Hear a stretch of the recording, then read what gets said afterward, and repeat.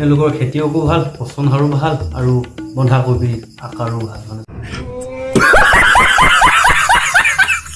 তোৰ এই দুটা কি কলিং বেল নেকি? তই ভিডিঅ'টো আৰম্ভ কৰা আগতে তই সেই কলিং বেল দুটা টিপি কি বজাইহে যে এণ্টি মাৰো।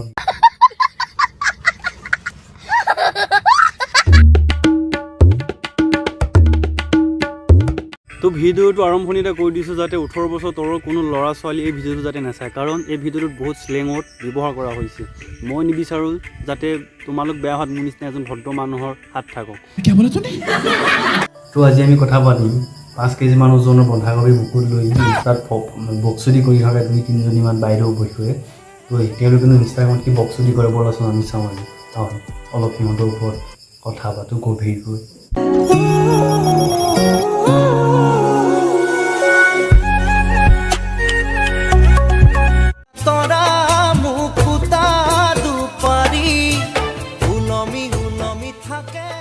এওঁলোকৰ খেতিয়কো ভাল, পচন সাৰো ভাল আৰু বন্ধাকবি আকাৰো ভাল।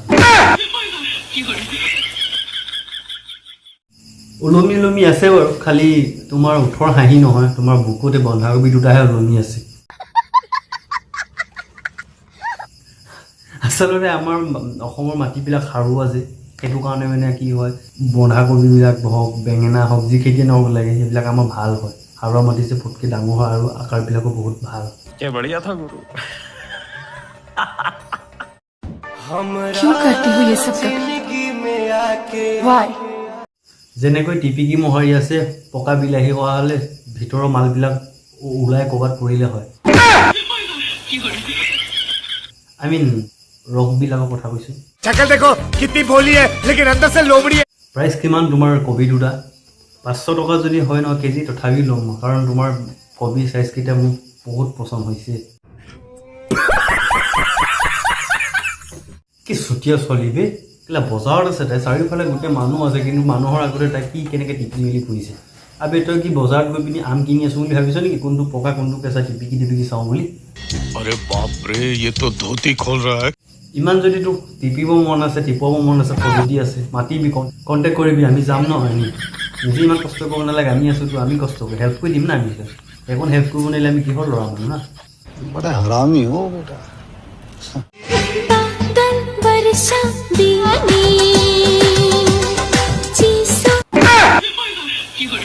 তোৰ এই দুটা কি কলিং বেল নেকি? যেনেকৈ আলহী ঘৰত গ'লে আমি দৰ্জাত কলিং বেলটো বজাই পিনি ভিতৰত সোমাই যাওঁ, তই ভিডিঅ'টো আৰম্ভ কৰা আগতে তই সেই কলিং বেল দুটা টিপি কি বজাইহে যে এণ্টি মাৰো ভিডিঅ'টোত।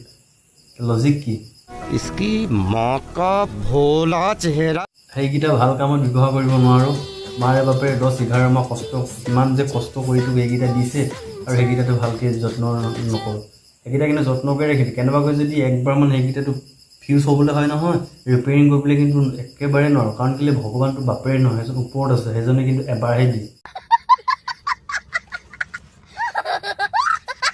এই 9-10 বছৰীয়া নাবালিকাক ধৰ্ষণ কৰি হত্যা কৰা সেই মাৰ্ডাৰ চুটকেইটাক কৈছোঁ, তহঁতে কি এইবিলাকক দেখা নাপাওঁ?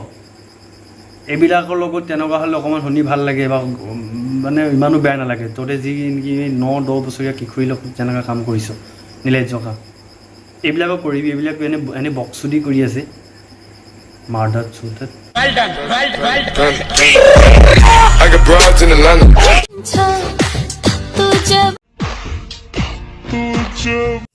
মুখৰ এক্সপ্ৰেশ্যন চা কেলা, যেন মুখৰ পৰা পানী নহয় অমৃতহে ওলাইছে। ওলাবও পাৰে কুকুৰ আলিৰ নিচিনা ইমান মহান মানুহৰ যদি কেলা ল'ৰাটো মুখত পানী দিয়ে, সেইখিনি পানী গৈতো অমৃতে হয়। ইহঁতৰ কণ্টেণ্ট বুলি একোৱেই নাই, কেমেৰাটো উলিয়াব, গানটো লগাব, গানৰ সুৰে সুৰে বুকুখনত 2-3 বাৰমান টিপিব আৰু সেইটো 15-20 ছেকেণ্ডমানৰ পিছত সেইটো ভিডিঅ' হৈ গ'ল। সেইটোকে আপলোড দিলে লাখ লাখ ভিউৱাৰ্ছ আহিব। এইবিলাকৰে আজিকালি অসমৰ কাণ্ড কৰিব। अरे भाई भाई समझ के बोल रहा हूँ यार, बुरा लगता है भाई, आप लोग भी जानते हो यार।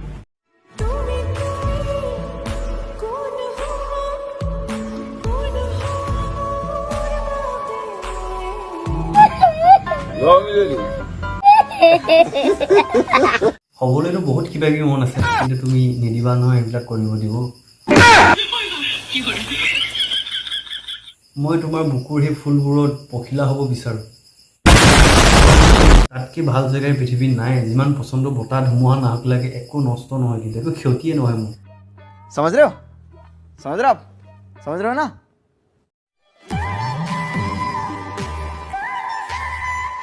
পাহাৰ মাজত থকা কিন্তু ফুলকেইটা সঁচাই বহুত ধুনীয়া লাগিছে দেই মোক সেই ফুল দুটাহে লাগিছিল ফুল দুপাহ লাগিছিল ধুনীয়া লাগিছে কিন্তু